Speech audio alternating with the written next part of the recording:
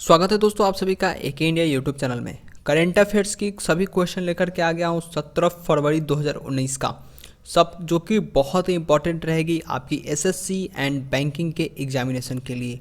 और ये current affair question आपकी रेलवे की एग्जामिनेशन के लिए बहुत ही इंपॉर्टेंट होगा। तो चलिए बिना ज़्यादा समय गवाए आज की जितनी करंट अफेयर क्वेश्चन है उन सभी करंट अफेयर क्वेश्चन आप सभी के साथ करवाते हैं। लेकिन आप लोगों से बस इतना ही रिक्वेस्ट रहेगा कि प्लीज़ आप लोग वीडियो को लाइक कर दीजिएगा, लाइक करके अपने दोस्तों के साथ शेयर कर दीजिएगा। अगर आप हमारे चैनल पर पहली बार आए तो चैनल को सब्सक्राइब करके बेल आइकन को दबा लीजिएगा। फ्रेंड्स देखो, आज का जो पहला प्रश्न है कि भारत की पहली सेमी हाई स्पीड ट्रेन है कौन सी? जो ट्रेन है भारत की पहली हाई स्पीड ट्रेन है तो वो ट्रेन है Vande Bharat express. Option number 3 बिल्कुल सही जवाब होगा। वंदे भारत एक्सप्रेस की अगर बात करते हैं तो फ्रेंड्स आपकी इसे जो है हरी झंडी किसने दिया था? तो इसे नरेंद्र मोदी हमारे भारत के प्रधानमंत्री ने दिया था। जो इसे नई दिल्ली से इसे रवाना किया गया था, नई दिल्ली से, और ये नई दिल्ली से चलकर कहाँ तक आएगी? तो ये वाराणसी तक जो है ये चलकर के आएगी। ठीक है, अब देखो बात आती है वंदे भारत एक्सप्रेस की, तो इसकी स्पीड कितनी है? तो 180 किलोमीटर प्रति घंटा स्पीड है। लेकिन आप लोगों को इस वंदे भारत एक्सप्रेस ट्रेन के अलावा एक ट्रेन का नाम याद आता होगा जिसका नाम है ट्रेन 18, जो कि भारत का सबसे तेज़ गति से चलने वाला ट्रेन है और इसकी जो मैक्सिमम स्पीड है 200 किलोमीटर प्रति घंटा है। ठीक है, तो एक चीज़ आपको समझ में आएगी, भारत की पहली सेमी स्पीड ट्रेन है। ठीक है, पहली सेमी हाई स्पीड ट्रेन है वंदे भारत एक्सप्रेस। लेकिन भारत की सबसे तेज़ गति से चलने वाली ट्रेन कौन सी है? आपकी ट्रेन 18। अब देखो अगला क्वेश्चन आता है कि डॉक्टर अनूप सतपथी समिति ने भारत में कार्यकर्ताओं के लिए राष्ट्रीय स्तर के न्यूनतम वेतन को दुगना करने का प्रस्ताव दिया है। तो कितना करने का प्रस्ताव दिया? तो 9,750। ऑप्शन नंबर जो 2 है बिल्कुल सही होगा। अब देखो एक दिन का इनका वेतन कितना होगा? तो अगर 9,750 के हिसाब से ले तो 375 रुपया जो होगा एक दिन का इनका जो है वेतन बनेगा। ठीक है, अब देखो अगला प्रश्न जो है कि प्रधानमंत्री श्रम योगी मान के तहत एक असंगठित कामगार का वेतन उससे कम या उसके बराबर होना चाहिए। किससे कम और किसके बराबर होना चाहिए? Option number 1 15,000। 15,000 रुपये से किसी भी श्रम को एक असंगठित कामगार का वेतन जो है 15,000 से कम या उसके बराबर हो सकना चाहिए। ठीक है, अब देखो सबसे बड़ी बात एक निकल के आती है कि जो प्रधानमंत्री श्रम योगी मानधन का जो योजना का जो लॉन्च हुआ है हाल ही में हुआ है। कब हुआ है तो मैं बता दूं, तो उसे जो है 15 फरवरी 2019 को जो है लॉन्च किया गया नरेंद्र मोदी द्वारा।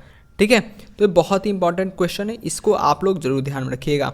अब देखो एक क्वेश्चन है कि प्रधानमंत्री श्री योगी मानधन के तहत न्यूनतम आश्वासन पेंशन क्या है?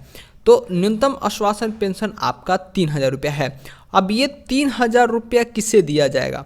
ठीक है, जो श्री योगी मानधन के तहत जो न्यूनतम आश्वासन पेंशन 3,000 दिया जाएगा, किसे दिया जाएगा? उन व्यक्ति को दिया जाएगा जो कि 60 वर्ष की आयु को कंप्लीट कर चुके होंगे। एक और छोटा सा कंडीशन आता है कि उनको किसी भी तरह के सरकारी पेंशन पैसा, गवर्नमेंट से पैसा, यानी कि वो कोई भी सरकारी पद पे ना काम किए हों, तो उन लोगों को ये पैसा 3,000 रुपया जो प्रति माह दिया जाएगा न्यूनतम आश्वासन पेंशन के रूप में। ठीक है, अब देखो एक प्रश्न पूछा गया था, भारत में चुनाव आयुक्त के रूप में किसे नियुक्त किया गया है? तो भारत में जो चुनाव आयुक्त का नियुक्ति किया गया है सुशील चंद्रा को जो है किया गया है। ठीक है, अब बात आती है कि सुशील चंद्रा तो अभी वर्तमान में हैं, लेकिन उनके जस्ट पहले कौन थे? तो सुनील अरोड़ा थे। कौन थे? सुनील अरोड़ा जो थे, इसके पहले आपके भारत के मुख्य चुनाव आयुक्त थे। अब बात आती है चुनाव आयुक्त की। चुनाव आयुक्त की अपॉइंटमेंट कौन करता है? तो प्रेसिडेंट ऑफ जो इंडिया है वो भारत के मुख्य चुनाव आयुक्त की नियुक्ति करते हैं।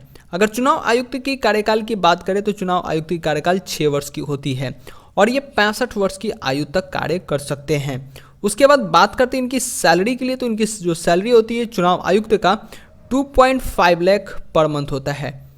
ठीक है, पर मंथ इनकी ये सैलरी होती है। देखो अब अगला प्रश्न आता है, भारत के चुनाव आयुक्त का कार्यकाल क्या है? अभी जस्ट मैंने ही आप लोगों को एक्सप्लेन भी किया था कि भारत का जो चुनाव आयुक्त का कार्यकाल होता है वो 6 वर्ष का होता है और ये 65 वर्ष तक जो है अपना कार्य को कर सकते हैं। देखो अगला प्रश्न पूछा जा रहा है कि निम्नलिखित में से किसने स्पोर्ट स्टार इक्के 15 प्राप्त पुरस्कार से सम्मानित किया है? तो प्रकाश पादुकोण को सम्मानित किया गया है। अगर प्रकाश पादुकोण को मैं बता दूं, प्रकाश पादुकोण एक बैडमिंटन खिलाड़ी थी, अपने ज़माने की बहुत ही मशहूर खिलाड़ी रही थी, ठीक है, बैडमिंटन खिलाड़ी थी।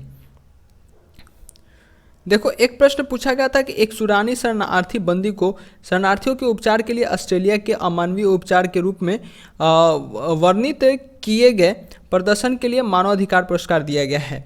तो मानवाधिकार पुरस्कार किसे दिया गया है? तो अब्दुल अजीज मोहम्मद को जो है ये मानवाधिकार पुरस्कार को दिया गया है।